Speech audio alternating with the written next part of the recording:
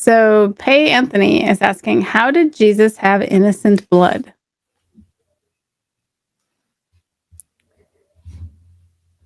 I didn't know that was the next question. Oh, it's probably not, but I could answer that one. Okay, go for it.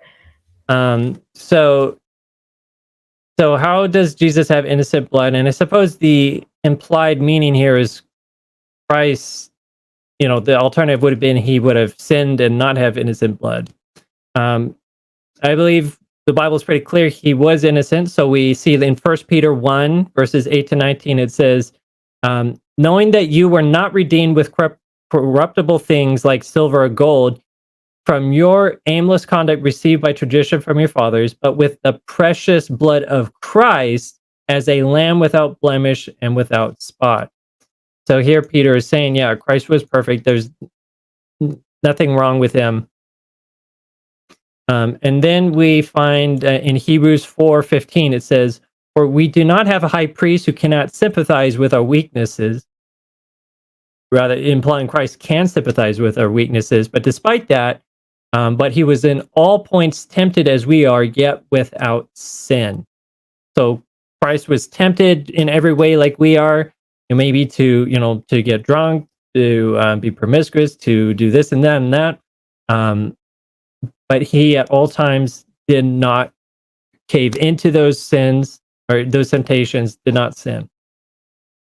Romans 5:19 says, for as by one man's disobedience, many were made sinners, so also by one man's obedience, many will be made righteous. So Christ was righteous and will be made, or he was obedient, and through that we will be made righteous.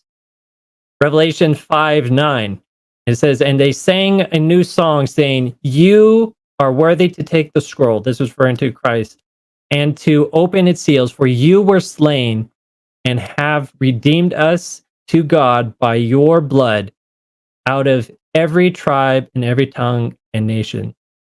We were redeemed by his blood. He was slain, but he is worthy. Why was he worthy? Because he was the perfect lamb without spot and blemish. And just, you look further down in that same chapter, Revelation 5, verses 11 to 12, it says, and then I looked and I heard a voice of many angels around the throne, the living creatures and elders, and the number of them was 10,000 times 10,000 and thousands of thousands. That's like the biggest number these guys could comprehend back then. Verse 12, it says, saying with a loud voice, worthy is the Lamb who was slain to receive power and riches and wisdom and strength and honor and glory and blessings. I mean, we often gloss over these really quickly, but in here is, again, so much of Christ passed the test. Christ was obedient. He made it through. His blood is acceptable because he was innocent, and yet Satan and sin killed him, because that's the thing sin does. Sin will destroy even when it's undeserved. Romans 8:3-4, the last verse here I'll talk about, says, for what the law could not do, in that it was weak through the flesh, God did by sending his own son in the likeness of sinful flesh. So he wasn't in sinful flesh, but he was in the likeness of sinful flesh on account of sin. He condemned sin in the flesh, that the righteous requirement of the law might be fulfilled in us, who do not walk according to the flesh, but according to the Spirit. So he condemns sin in the flesh. How did he do it? How did he condemn sin? Again, it was what I just said, because he was perfect. He never sinned. He never did anything wrong. He was totally innocent. And yet he was murdered. Yet people desired to kill him. Yet, Satan just wanted to do it. He riled up the mob to kill him. He got the rulers, the Romans, everybody to kill Christ. Even though he was perfect. And that was probably the reason he wanted to kill him the most, was because he was perfect, because he was innocent, because he was calling out the things they were doing. And that's why he was the most dangerous person, even in the eyes of Satan, because Jesus never did anything wrong. And he was proving that we could keep the law of God. It's possible that a human being can do it. He can live by faith and fulfill the requirements of law, fulfill God's requirement to love.